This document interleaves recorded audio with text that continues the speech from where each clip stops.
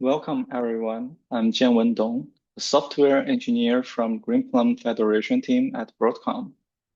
Today, we will discuss Parque schema evolution support, a new feature in PXF version 8.0.1. This is a critical feature for managing data in modern data lakes. First, what exactly is schema evolution? It's the ability to read files, even if their structure or schema has changed over time. For example, there could be columns added, removed, or reordered. These kinds of changes should be supported without requiring you to rewrite any data or break existing queries. The core problem is that the data lake isn't like traditional database.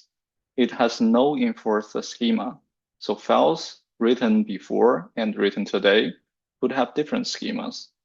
PXF must be able to reconcile them when reading the data. Schema evolution becomes critical when running directory-wide queries.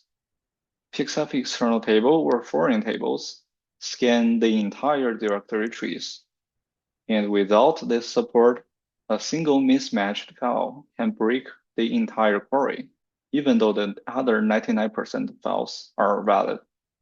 Furthermore, as columns are added or dropped over time, PXF must gracefully handle these changes by returning a null value for any missing fields in either older or newer files. Otherwise, the query will fail. Finally, Parque is a columnar format, so PXF must resolve columns by name instead of by their position to prevent data corruption if the column order changes. Here is a summary for the scenarios.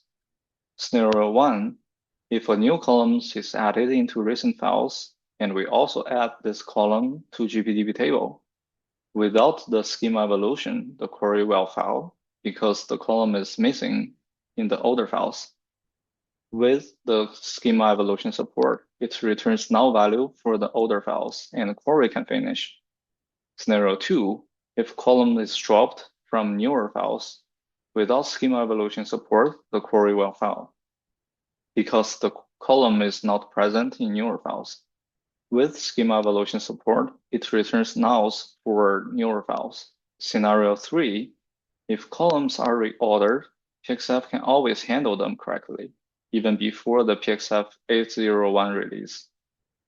For data accumulated through multiple years, schema evolution eliminates the need to rewrite all old Parquet files to match new schema.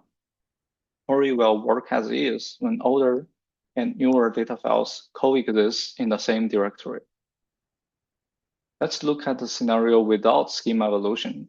Here we create a foreign table which includes cost and region columns added in 2023 and 2024. When we try to query the table, PXF throws an error. Column region is missing from Parquet schema. This is because older files does not have this column in their schema. To address this, PXF 8.0.1 introduces a new option, Fill Missing Columns. There are two ways to enable it. Option 1 is to specify this option directly for a table when you create it. By setting it to true, you enable the table level support for handling missing data gracefully. Option 2 is to enable it globally by default for all the Parquet tables within a PXF server. You can do this by updating the pxf-site XML file.